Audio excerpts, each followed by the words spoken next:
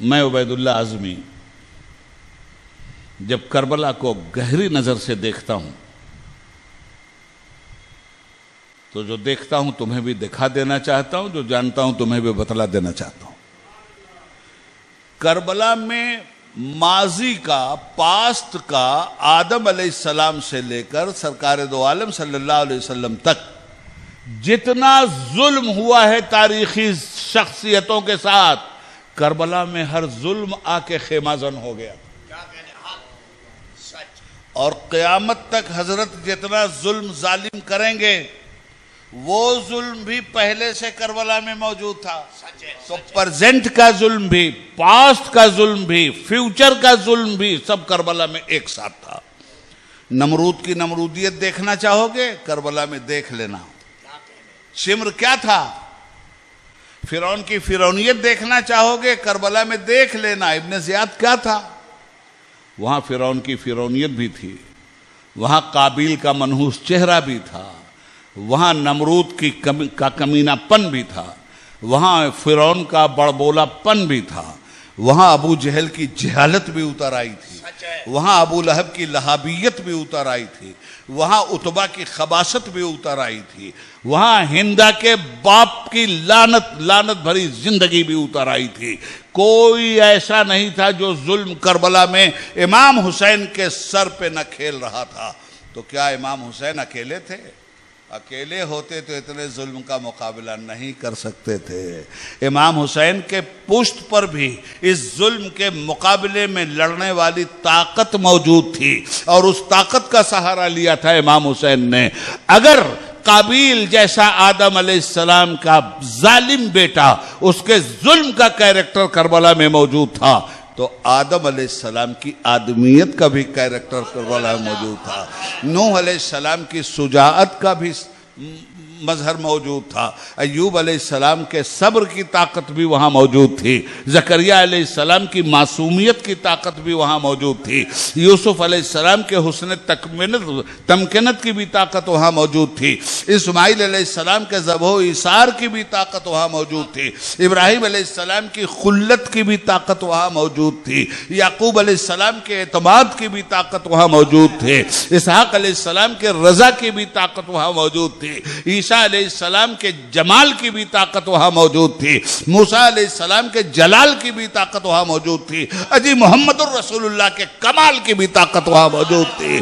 اور اسی طاقت کو اس مانی انسانی جسم میں فیوز و برکات کی شکل میں جب ہم دیکھتے ہیں تو حسین نظر آتا ہے۔ ہم کربلا اس طرح بیان کرتے ہیں، میرے بھائی، اتنا بڑا ظلم، مگر کبھی جبر سے صبر ہارا نہیں، اور کبھی صبر سے جبر جیتا نہیں ہے۔ جب آئیں مقابل تمہارے یزیدی مثال شہ کربلا دیتے رہنا۔ یہ سارا ظلم کربل کی دھرتی پہ ہوا ہے، اور سوا انا للہ و انا الیہ راجعون کے امام کی زبان پہ کوئی لفظ شکوہ نہیں آیا۔ باندھ دیے گئے سب لوگ، جو مارا جا رہا ہے حضرت زینب اسے پرسہ دے رہی ہیں، واہ زینب، چادر تطہیر چھین لی گئی، خیمے میں آگ لگا دی گئی، اور صبح میں کارواں جب وہاں سے چلا ہے تو سر شہیدان محبت کے نیزوں پہ بلند کر دیے گئے۔ آپ ذرا سوچو، یہ ظلم کہیں دیکھا آپ نے؟ مگر وہ صبر بھی کہیں پایا آپ نے؟ نیزوں پہ سر بلند ہے، سیدانیاں زنجیروں میں جکڑی ہوئی، عابد بیمار پہ غش آ رہا ہے۔ کارواں اس طرح سے جب چلنے کے لیے تیار ہوا تو چلنے سے پہلے حضرت زینب نے سب کو پرسہ دیا، شہربانوں کو تسلی دیا، حضرت اصغر کی قبر پہ ان کو تسلی دیا، اکبر کے لاشے پہ ان کو تسلی دیا، ان کی ماں کو، ان کی ماں کو، ان کی ماں کو، اکبر کی ماں حضرت لیلہ، اصغر کی ماں ام رباب،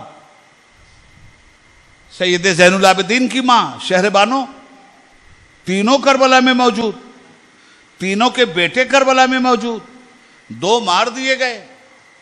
ایک بیمار ہونے کی وجہ سے چھوڑ دیا گیا کہ یزید فیصلہ کرے گا مارا جائے کہ چھوڑا جائے. ارے یزید جیسا مردود اور کمینہ کیا فیصلہ کرتا؟ فیصلہ تو اللہ کا تھا، نبی کی نسل چلانی تھی. کس کے بس کی بات تھی کہ زین العابدین کو مار دیتا؟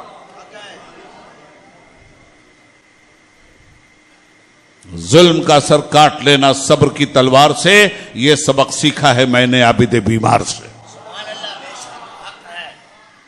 جب سب کو پرسہ دے چکی حضرت زینب تو دو معصوم شہیدوں نے آواز دی. ان کے بیٹے بھی تو شہید ہوئے تھے. اونو محمد کہا ماں تم تو سب کی ماں کو پرسہ دے رہی ہو، اکبر کی ماں کو ڈھارس تم بدھا رہی ہو، اصغر کی ماں کی ڈھارس تم بدھا رہی ہو، زین العابدین کی ماں کی ڈھارس تم بدھا رہی ہو. ماں اسی دشت کربلا میں تو ہم تمہارے دو بیٹے بھی ہیں، اونو محمد بھی ہیں. ماں سب کا دل تو تم رکھ رہی ہو، تم کو ڈھارس کون دے گا؟ آواز آ رہی تھی حضرت فاطمہ ڈھارس دیں گی. آخری بات کہنا چاہتا ہوں. ہفتہ 10 دن تک بےہودگی کا سارا کلچر پیش کرتا رہا ابن زیاد ان قیدیوں کو کوفہ میں رکھ کر. اب جب یزید کے دربار کے لیے یہ قافلہ روانہ ہوا ہے، سنو میں بتانا یہ چاہتا ہوں کہ اتنے ظلم و جبر کے بعد بھی امام نے بیعت نہیں کی، امام کے بچوں نے بیعت نہیں کی. معلوم یہ ہوا کہ ظالم کے سامنے جھک جانا یہ حسین کا کام نہیں ہے، یہ حسینیت کا کام نہیں ہے. ہر دور کے یزید کو ٹھکرا دو تب غلام حسین ہو. ایسا مت سمجھنا کہ اسی زمانے میں یزید تھا. آج بھی یزید موجود ہے، کلمہ پڑھ رہا ہے یزید، بدعقیدہ ہے یزید، ظلم کر رہا ہے یزید. آج کے یزید سے کون لڑے گا؟ اور میں بتانا چاہتا ہوں امام نے اپنی نماز چھوڑی تھی کیا؟ آخری نماز بھی ادا کی ہے نا، تیغوں کے سائے میں ادا کی ہے نا. امام نے ذہن دیا یزید کو مارنا ہے، ایک وقت کی نماز مت چھوڑنا، یزید مر جائے گا. حرام مت کھانا، یزید مر جائے گا. شراب مت پینا، یزید مر جائے گا. اس لیے کہ یہی تو چیزیں تھیں یزید کی. یہ مسلمانوں کے بیچ میں جو یہ چیزیں رائج ہو رہی تھی، انہیں مسلمانوں کے بیچ سے نکال دو. حسینیت مسکرائے گی، یزیدیت مرجھا جائے گی. کارواں چلا. اب دمشق چلا. آخری بات سن لو. دمشق چلا تو کیا ہوا؟ کتنی دور ہے دمشق کربلا سے؟ اللہ اکبر، 1768 کلومیٹر تو مکہ سے کربلا ہے. کیسے گئے ہیں امام؟ اور نیر اباؤٹ ایسا ہی دمشق ہے. باندھ کے یہ لوگ لے گئے. اور جب دمشق میں پہنچے ملک شام میں تو پتہ چلا کہ امام حسین کا لٹا پٹا قافلہ آ رہا ہے، سر نیزوں پہ ہے. آخری بات کر رہا ہوں. تو یزید نے پورے شہر کو سجایا، گاجا باجا شہنائی شور ہنگامہ، پورا شہر دلہن کی طرح سجا دیا گیا. اب اس زمانے میں یہ ریڈیو ٹیلی ویژن تو تھا نہیں، نہ یہ سوشل میڈیا تھا کہ ایک سیکنڈ میں سب کو خبر ہو جائے. وہاں تو خبر ہوتے ہوتے نہ خبر ہوتی تھی. تو جب یہ کارواں دمشق میں پہنچا اور بازار شام سے اس کو گزارا گیا تو دونوں طرف سڑک کی عورتیں، مرد اور لوگ پریشان کہ یہ سر نیزوں پہ چڑھے ہوئے، یہ عورتیں ان کے ہاتھ پیر باندھے ہوئے. آخر یہ ہیں کون لوگ؟ تو ان کو بتایا حکومت کے چمچوں نے کہ یہ باغیوں کا سر ہے، اسلام کے دشمنوں کا سر ہے، اسلام کے مخالف لوگوں کا سر ہے. یزید نے کٹوا دیا. لوگ بھی تالی بجا رہے تھے. کسی کو پتا ہی نہیں تھا کہ یہ کون لوگ ہیں. تاریخ بتاتی ہے، بڑا دردناک منظر ہے، ذہن میں رکھ لینا کیسے گزرے ہیں یہ. جب بیچ بازار میں یہ کارواں پہنچا، حضرت زینب اپنا چہرہ اپنے بالوں سے چھپاتی تھی. بیچ بازار میں جب یہ کارواں پہنچا، پیاسے بھوکے، تو چھتوں پہ عورتیں، تو ایک عورت جو اس مکان کی مالک تھی، اس عورت نے اپنی کنیزوں کو پانی، کھجور لے کر اور کچھ کپڑے لے کے نیچے بھیجا کہ دیکھو یہ قیدی آئے ہیں، میں دیکھ رہی ہوں ان کے پاس کپڑے نہیں ہیں، لے جاؤ میری طرف سے ان قیدیوں کو کپڑے دے دو۔ دے دیا گیا۔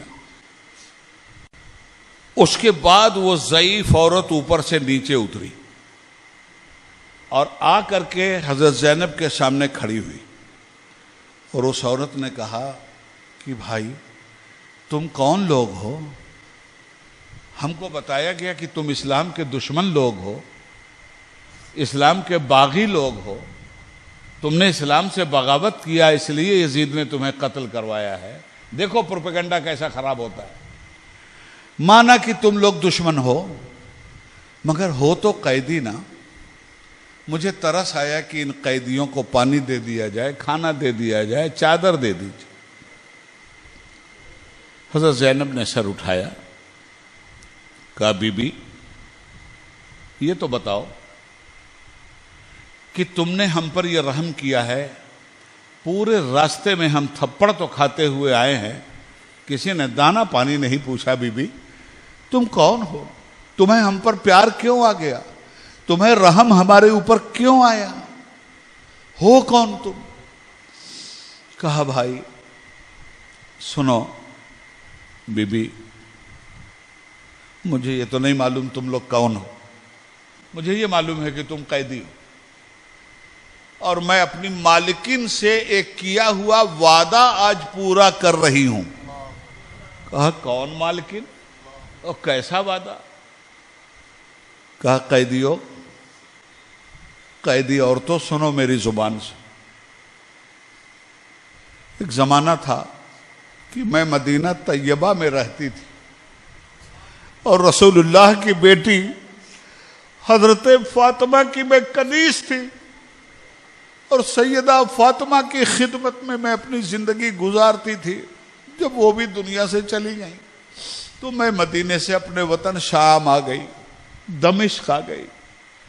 تو میری سیدہ نے مجھ سے کہا تھا، میں نے ان سے پوچھا تھا حضور میں جا رہی ہوں، مجھے کچھ وصیت کر دیجیے۔ تو سیدہ نے کہا تھا جا رہی ہو جاؤ، وصیت سننا چاہتی ہو سن لو، اگر تمہیں کبھی قیدی ملے تو قیدیوں کے ساتھ بھلائی کر دینا، کبھی قیدیوں کو دیکھنا تو ان کے ساتھ بھلائی کر دینا۔ آج میں نے زندگی میں پہلی مرتبہ تم لوگوں جیسے قیدی دیکھے، اس لیے میں نے سیدہ کی نوکرانی ہوں، میں ان کے حکم پہ عمل کیا ہے۔ مگر یہ بتاؤ تم لوگ کون ہو؟ کہا ہم مدینہ کے رہنے والے لوگ۔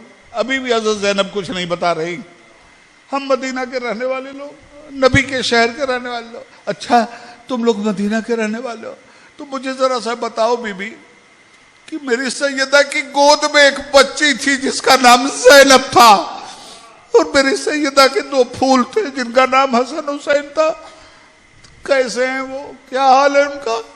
زینب کیسی ہے؟ میرا حسین کیسا؟ کہا بی بی وہ کٹے ہوئے سر پہ ذرا نظر ڈال۔ جب نظر ڈالی تو ہل گئی، کہنے لگی کہ بی بی یہ تو مجھے لگتا ہے ہو بہو حسین ہے۔ کہا ہاں محترم خاتون، یہ وہی حسین ہے جس کو باغی کہا جا رہا ہے۔ ارے کہا جب اسلام کی حفاظت کرنے والوں کو یہ مردود باغی کہہ رہا ہے تو اس سے بڑا کمینہ اور کون ہو سکتا ہے؟ اور تمہارا تو وہ لہجہ بول رہا ہے بی بی کہ تم کہیں ایسا تو نہیں کہ زینب ہو؟ فرمایا ہاں میں زینب ہوں۔ نبی کے میرا پردہ چھینا گیا، مدینے کی طرف رخ کر کے کہتی ہے نانا آپ نے جس امت کو پردہ دیا تھا اسی امت نے آپ کی بیٹی کا پردہ چھینا. نانا دیکھیے آپ کے بچوں کا کیا حال ہے. میں نے مصائب کی اتنی بات صرف اس لیے تمہیں سنا دی کہ جو اللہ کی راہ میں اتنی بڑی قربانی دے کے چلا گیا. آج ہماری آنکھیں رو رہی ہیں, ہمارے دل تڑپ رہے ہیں. یہ تڑپ اللہ نے کیوں حسین کے لیے پیدا کر دی؟ تم اللہ کے ہو جاؤ, زمانہ اللہ تمہارا سب کو زمانے کو کر دے گا. فَاذْكُرُونِي أَذْكُرْكُمْ, تم ہمارا ذکر کرو ہم تمہارا ذکر کریں گے. کربلا کے میدان میں انہوں نے ذکر کیا تھا, بھیونڈی کی مسجد میں ان کا ذکر ہو رہا ہے. خلوتوں میں انہوں نے ذکر کیا تھا, جلوتوں میں ان کا ذکر ہو رہا ہے. بیابانوں میں انہوں نے ذکر کیا تھا, شبستانوں میں ان کا ذکر ہو رہا ہے. یہ ہے وہ قربانی. اور پھر اجتماعی قربانی, ذبح عظیم. سب کے امتحانات ہوئے. کسی کو صبر کے ذریعے آزمایا تو اس پہ بھوک کی مصیبت نہیں ڈالی, کسی پہ بھوک کی مصیبت ڈالی تو پیاس کی مصیبت نہیں ڈالی, کسی پہ پیاس کی مصیبت ڈالی تو گھر دوار کے اجڑنے کی مصیبت نہیں ڈالی. فردن الگ الگ ایک ایک مصیبت لوگوں پر آئی ہے. اور قرآن کیا کہتا ہے؟ وَلَنَبْلُوَنَّكُمْ بِشَيْءٍ مِّنَ الْخَوْفِ وَالْجُوعِ وَنَقْصٍ مِّنَ الْأَمْوَالِ وَالْأَنفُسِ وَالثَّمَرَاتِ. ہم تمہیں آزمائیں گے بھوک سے, ہم تمہیں آزمائیں گے پیاس سے, ہم تمہیں آزمائیں گے دہشت سے, ہم تمہیں آزمائیں گے خوف سے, ہم تمہیں آزمائیں گے تمہارے مال کی بربادی سے, ہم تمہیں آزمائیں گے تمہاری اولاد کی ہلاکت سے, ہم تمہیں آزمائیں گے تمہاری جان کی بربادی سے.